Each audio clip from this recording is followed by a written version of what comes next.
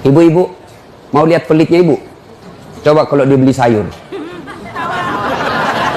Hobi memang dia nawar. Kalau dia ke pasar, beda 1000, dia kelilingi tuh pasar. Beda 1000 tuh dia kelilingi. Bu, halo ibu. Bu, kalau ibu belanja di Trans Studio, Trans Mall, atau Alfamidi, Alfamart, tawar apa tidak? Tawar apa tidak? Coba kau tawar, dibilang ke orang gila. Lalu pedagang kasihan yang sesama kita pribumi datang naik sepeda motor, kadang kala sepeda, dia datang, dia sudah panggil kita, ya Bu Haji, Bu Haji makin cantik aja, masih nawar. Apa namanya kalau bukan pelit? Sudah enaknya itu, berapa Mas? 10.000 Bu Haji, 11.000 ya. Mantap. Kalau kan ibu-ibu yang suka nawar, kalau bapak-bapak kan tidak suka nawar ya. Ini ibu-ibu tuh suka betul nawar. Bu, ibu mau ndak suaminya diambil orang? Mau? Silahkan pelit. Orang pelit itu tidak ada yang suka. Bahkan orang pelit sekalipun tidak suka sama orang pelit. Benar Pak. Begitu jeleknya itu sifat pelit, tidak ada yang suka. Coba saya tanya, bapak-bapak senang tetangga dermawan atau pelit? Ibu-ibu senang suami yang pelit atau dermawan? Senang mantu yang pelit atau dermawan? Teman-teman yang pelit atau dermawan? Dermawan, tidak ada orang suka orang pelit. Bahkan orang pelit pun tidak suka sama semuanya pelit. Jangkau ke rumahnya, pelit dia itu, padahal dia juga pelit. Begitu jeleknya itu sifat pelit. Demi Allah, tidak ada orang bangkrut gara-gara sedekah. Adakah pernah bapak dengar, Mas, tuh yang di sudut rumah di komplek, tuh kaya betul dulu Ustaz, cuma karena dia rajin sedekah, bangkrut. Ada? Tidak pernah. Biasa kita ini sangka buruk kepada Allah, tidak mau bersedekah karena sangka buruk. Nanti saya makan apa? Nanti saya makan apa? Jangan cemas rezeki, jangankan diambil orang, tertukar saja tidak. Cicak aja dijamin rezekinya. Tahu cicak? Tahu? Cicak makan apa ibu? Masuk akal enggak? Enggak masuk akal. Gimana caranya? Satu di dinding, satu terbang. Di mana ketemu? Enggak ada terminalnya. Kalau pesawat terbang, kita jalan, ada ketemunya di mana? Di bandara. Ini cicak satu terbang, satu di dinding. Di mana ketemunya? Tapi lagu kita waktu kecil kan, cicak-cicak di dinding, diam-diam merayap, datang seekor nyamuk. Nyamuk yang datang. Nyamuk yang datang. Allah jamin rezekinya. Lagu tidak bilang cicak lompat ke nyamuk. Saya mati cicak, kasihan. Iya kan? Itu cicak, tidak sarjana, tidak punya kursus, tidak ada kaki, tidak ada otaknya, tidak cerdas, bisa hidup. Apalagi ibu, jangan pelit. Sedekah, Allah sudah jamin rezekimu. Bu, ada suaminya mulai selingkuh? Ada? Tidak usah curhat sama tetangga, apalagi curhat di Facebook. Tak kusangka kau begitu. Pret, beleng-beleng. Rahasia keluargamu kau ungkap di Facebook. Begitu mulai, bu, ciri-ciri laki-laki yang sudah mulai lain-lainnya. Kalau yang selama ini tidak pernah pakai sisir keluar, tiba-tiba rapi. Tidak pernah pakai parfum, tiba-tiba beli parfum malaikat subuh.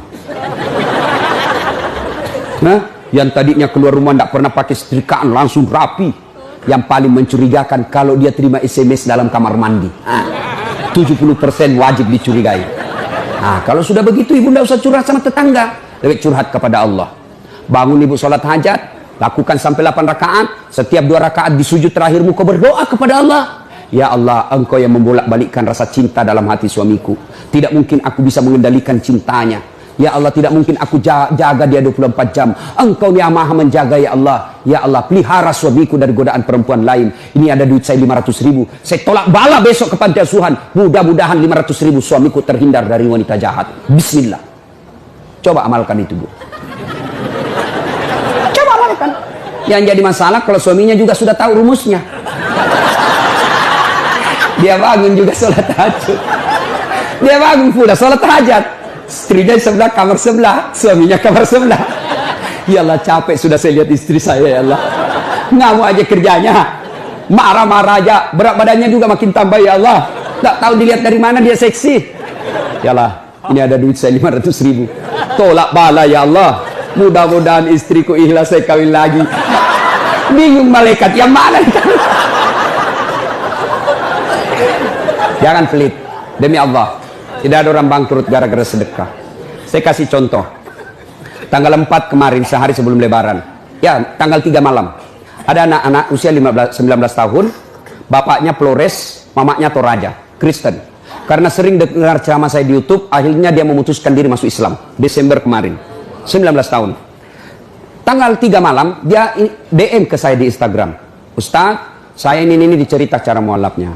Kemudian besok sudah mau lebaran, saya belum punya baju baru Ustaz. Saya lihat Ustaz ini bagus-bagus bajunya. Di mana belinya Ustaz? Saya bilang sebenarnya baju saya tidak dibeli, bikin sendiri. Tapi yang lebih sebenarnya lagi, bukan baju yang bagus, saya yang gagal. Ya, sudahlah. Saya butuh baju lebaran. Saya bilang, kau datanglah ke rumah saya. Saya sediakan, kau pilih bajuku yang kau suka. Dia pakai tongkat, turun dari taksi. Wih, kasihan saya. Kenapa kakimu, Dek? Ternyata diamputasi kakinya. Dia singgah sholat asar, ditabrak mobil. Saya bilang, berat betul hidupnya ini anak. Diusir dari orang tuanya, Pak. Diusir, sekarang tinggal di masjid. Tidak disetujui, hanya dia sendiri masuk Islam. Diusir. Bilang, kenapa kakimu? Saya cerita. Sedih saya, sempat berkaca. Yang sedih, Ustaz. Ini tidak ada artinya ini kaki ketimbang iman saya kepada Allah. Luar biasa, 19 tahun. Saya ambil baju saya yang paling bagus. Kau pilih nih, Dek. Mana kau suka? Bener, diambil yang paling bagus. Sempat juga saya nyesal. Sudah. Karena saya buru-buru ke bandara. Saya mau pergi khutbah. Ya, ini Dek. Kau ambil 1 juta. Sudah, kembalilah dia. Naik Grab lagi. Sudah. Perjalanan saya ke bandara, masuk WhatsApp. Ustadz, berapa nomor rekeningnya? Wakil Wali Kota Balikpapan.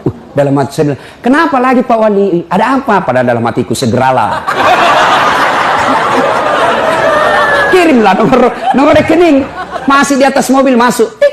Masuk, berapa transferan masuk? 30 juta. Tadi keluar 1 juta. Tidak cukup sampai situ. Allah balas lebih banyak. Sampai saya di airport, bandara, depan pintu 7 nunggu saya keberangkatan. Tiba-tiba ada ibu-ibu lari.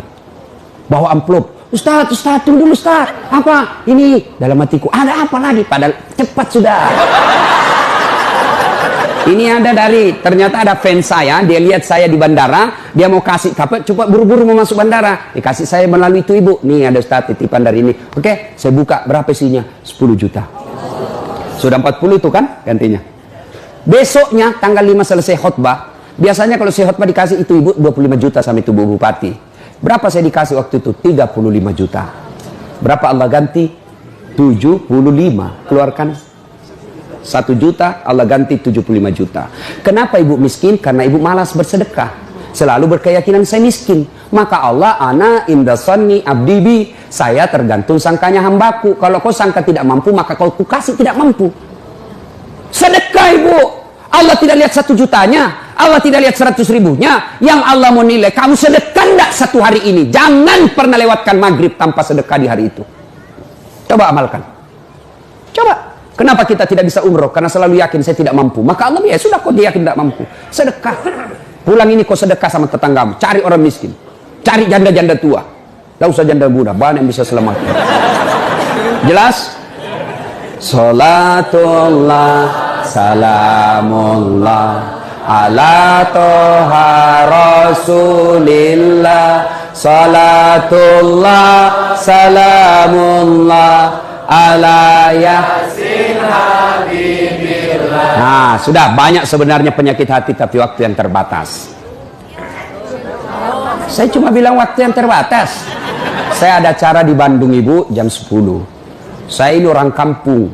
Saya tidak tahu Bogor ke Bandung jauh. Saya pikirnya 1 jam. Inilah kalau kita pakai pulsa lokal.